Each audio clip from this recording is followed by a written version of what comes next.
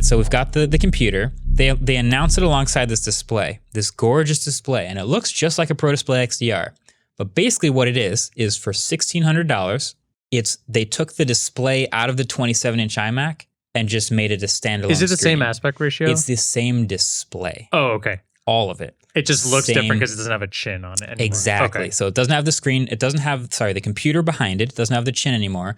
They've taken the same 27-inch 5K display. I think it's 600 nits now instead of 500. That's the only difference. Yeah. Same, aspect ratio, pixel density, all that stuff. And they've repackaged it. So it's a nice display. It looks like the Pro Display XDR, but it doesn't need the heatsink holes on the back. So it's just a flat metal back. Yeah, it looks like if Pro Display XDR and the iMac, then one iMac kind of, because like the stand and the thinness is closer to that, but the feeling and look of it feels like XDR. And then it's got 3 ports on the back, 3 USB-C. I think it was 2 USB-C. 3 USB-C and a Thunderbolt. Okay, so it's got your ports on the back.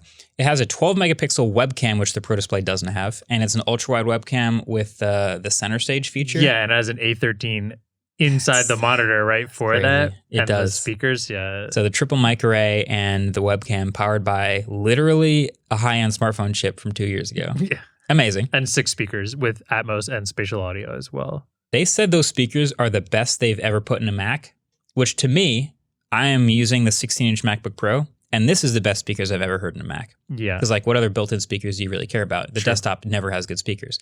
So I'm interested to hear what those sound like. Yeah, and a lot of people are going to say, who cares about speakers inside of a monitor? And it's easy to agree with that. At the same time, if you're someone who's 99% of the time using headphones for your work, which I think there's going to be a lot of video editing and potential music editing and audio editing on this. Yeah. I think that will be the case. But every once in a while, you just want to show someone something quick. And if you don't have the full speaker setup, having just those really quickly to unplug your headphones, show somebody something so you can both listen to it as an example, and then plug it back in. It's actually really beneficial, I think. Yeah. I was calling this studio display basically everything that it's everything that LG Ultrafine 5K ever wanted to be. Remember that thing from 6 years ago? Yeah. It came out right alongside a couple other Macs, and it was oh, nice. Okay, with one cable, you can plug it into your laptop. It'll charge the laptop.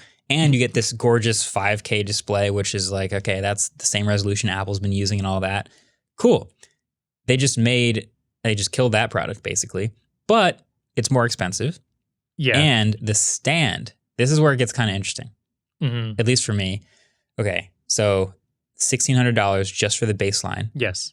Add $300 if you want nano texture. Yeah.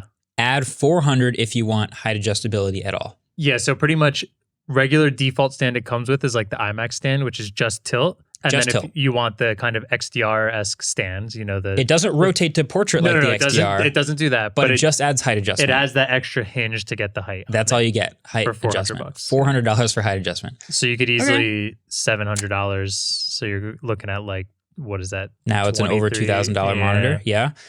So does it kill the LG Ultrafine 5K? No, there's a lot of other monitors that do a lot of things that are close, but not quite like it.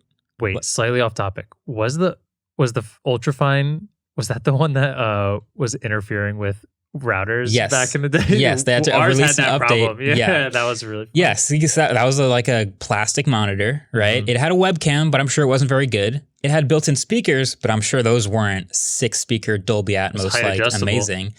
Was it height adjustable? I'm pretty sure it had a most, yeah. So it doesn't cost $400 extra. So that launched at $1,300. It's still $1,300.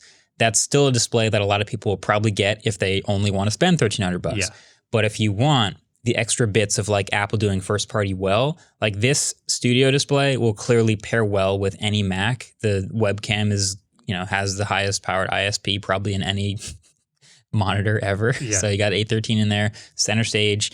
You got great speakers, great mics. So yeah, I can see people with MacBook Pros who didn't want to get a $6,000 Pro display getting this instead. Yeah.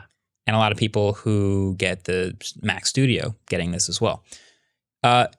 It's interesting that it's not updated at all in any sort of color capacity. If you're doing studio stuff like video editing, the 5K iMac display was good, but it's not $1,600 standalone display good. So I'm curious to, see what kind of people end up choosing that over the other options. I was personally selfishly hoping it would be higher refresh rate, 120 hertz. Totally unnecessary for a studio display, but I just want a higher refresh rate display in the inevitable most powerful Mac ever made. So. Yeah, this feels like the toned down version of XDR though. So while still a pretty high price point, I don't see them giving it anything that's going to outperform the XDR display. Oh yeah, that's fair. Well, I mean, it does though. It has much better speakers and a much better webcam. True, yeah.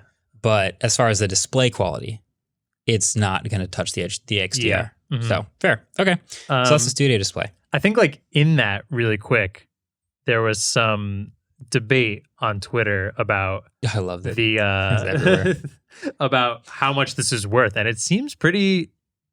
No one's there's both sides. Some people think this is totally not worth it because you could just get the old ultrafine, and while it's still $1,300, people are saying you can get it used for quite a bit cheaper. Sure. And then this is like $1,600 for a 5K display. There's a lot of people saying compare it to something else, but not a lot of people make 5K.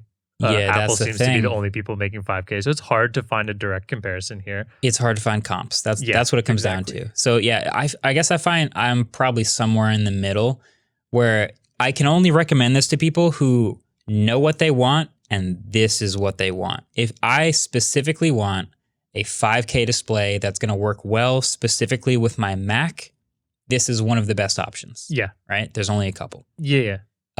It's going to be the best built. It's going to have the best speakers. It's going to have the best camera, I'm assuming. And it's going to work well as far as, I don't know, there's no Face ID, but I mean, it's got an A13 Bionic inside.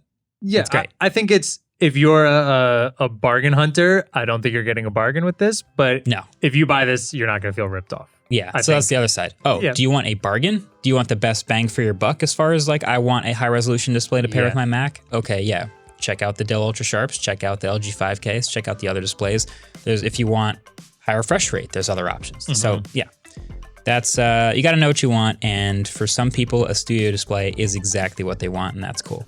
Hey, if you like that clip, thanks for listening. Make sure you listen to the whole episode where we talk endlessly about a ton of Apple stuff this week. Welcome to Apple Weekly. We had a good time this week.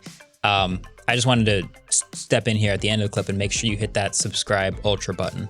Subscribe mega button. Very important. I want 4 times the amount of subscribers, not 2 times. Oh, that's true. So it subscribes you 4 times if you hit the mega button. Only twice if you hit ultra. There's only one way to find out, and I think it's to press the button. So what I want you to do now is hit subscribe, then hit unsubscribe, then hit subscribe again, then hit unsubscribe, then hit subscribe again, then hit unsubscribe, and then when you hit subscribe a 4th time, you will have mega subscribed. Our channel's gonna get banned for manipulation. Nope, that's the only way to do it. Do it now. See you guys next week.